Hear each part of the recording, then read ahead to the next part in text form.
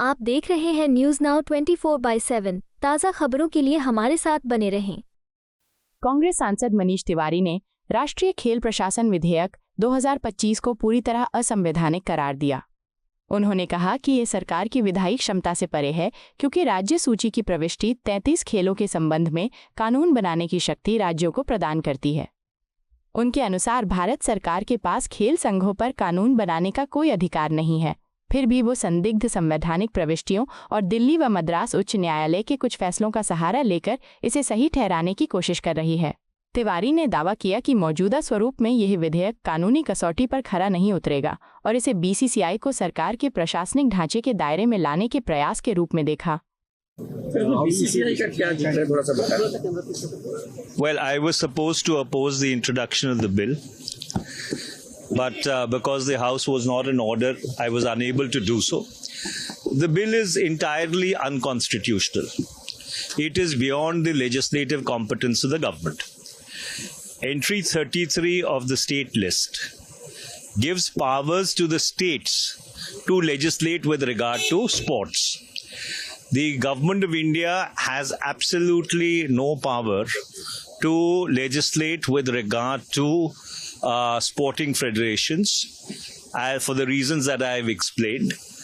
The government is trying to draw sustenance from some very dodgy constitutional entries and one or two judgments of the Delhi High Court and the Madras High Court, which have interpreted those entries in a particular manner. But the bill in its present form is not going to stand the test of law. Insofar as the BCCI is concerned, this is a very clear attempt to bring the BCCI within the ambit of the governance structure which the government is trying to put in place through this National Sports Governance Bill. Sir, वित्त मंत्रालय की एक report आई है जिसमें कहा है कि banking sector में एनपीए घटा है और इस पर क्या कहना है? देखिए, बुनियादी बात यह है कि 2016 से लेकर 2025 तक जब से आईबीसी का कानून क्रियान्वित हुआ है, जो बैंक्स हैं उन बैंकों ने बहुत बड़े बड़े हेयर कट लिए हैं।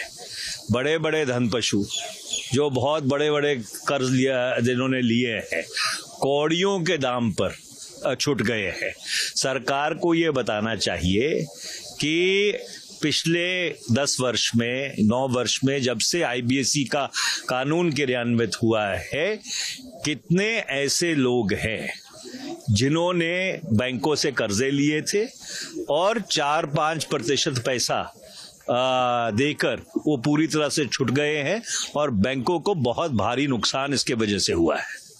आपको यह वीडियो पसंद आया हो तो इसे लाइक करें, हमारे चैनल को सब्सक्राइब करें।